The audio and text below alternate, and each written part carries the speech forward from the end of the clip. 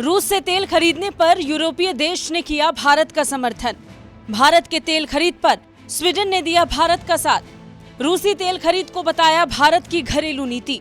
जिस समझदारी का परिचय स्वीडन ने दिया है, भारत उस समझदारी की उम्मीद दुनिया से भी कर रहा था, खासकर उन देशों से जो लंबे समय से रूस से तेल खरीद का विरोध कर रहे थे और भारत पर रूस से तेल न खरीदने का दबाव डाल रहे थे।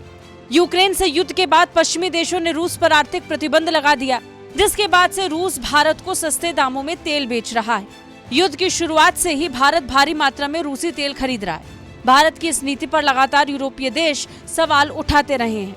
वहीं अब यूरोपीय देश स्वीडन के विदेश व्यापार मंत्री जोहान फोर्सल ने कहा कि भारतीय ऊर्जा नीति के तहत खरीदे जा रहे रूसी तेल में स्वीडन किसी तरह से हस्तक्षेप नहीं करेगा। मीडिया से बातचीत के दौरान फोर्सल ने कहा कि स्टॉकहोम ऊर्जा स्थिरता के लिए भारत की नीतियों को समझता है और रूसी तेल खरीदना भारत की घरेलू नीति के अंतर्गत आता है। स्वीडन की ओर से ये बयान भारत के लिए इसलिए भी महत्वपूर्ण है क्योंकि अगले साल 1 जनवरी से यूरोपीय संघ परिषद की अध्यक्षता स्वीडन को मिलने जा रही है। संयोग से उसी वक्त भारत भी G20 की अध्यक्षता करेगा और उसमें यूरोपीय यूनियन के प्रतिनिधि भी शामिल होंगे।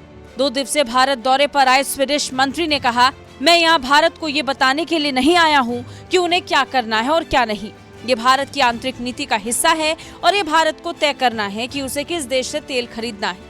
उन्होंने कहा कि हमें उम्मीद है कि यूक्रेन संकट जल्द समाप्त हो जाएगा। मौजूदा समय में जिस तरह से रूसी तेल खरीदने पर भारत को पश्चिमी देशों के सवालों का सामना करना पड़ा है, उस स्थिति में स्वीडिश मंत्री के इस बयान से भारत को कुछ राहत मिलने की उम्मीद है, क्योंकि स्वीडन भले ही G20 का मेंबर नहीं है, लेकिन यूरोपीय संघ की अध्यक्षता के माध्यम से नॉर्डिक क्षेत्र की आवाज को मजबूत कर सकता है।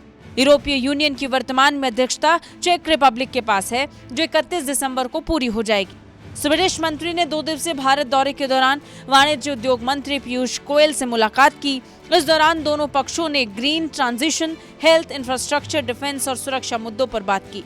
मंत्री ने भारत और यूरोपीय संघ के बीच फ्री ट्रेड एग्रीमेंट का भी समर्थन किया। स्वीडिश मंत्री ने कहा कि भारत और यूरोपीय संघ के बीच FTA समझौता भारत और स्वीडन के बीच द्विपक्षीय व्यापार को बढ़ा देगा। उन्होंने कहा कि स्वीडन की अध्यक्षता में ये डील कराना हमारी प्राथमिकता होगी।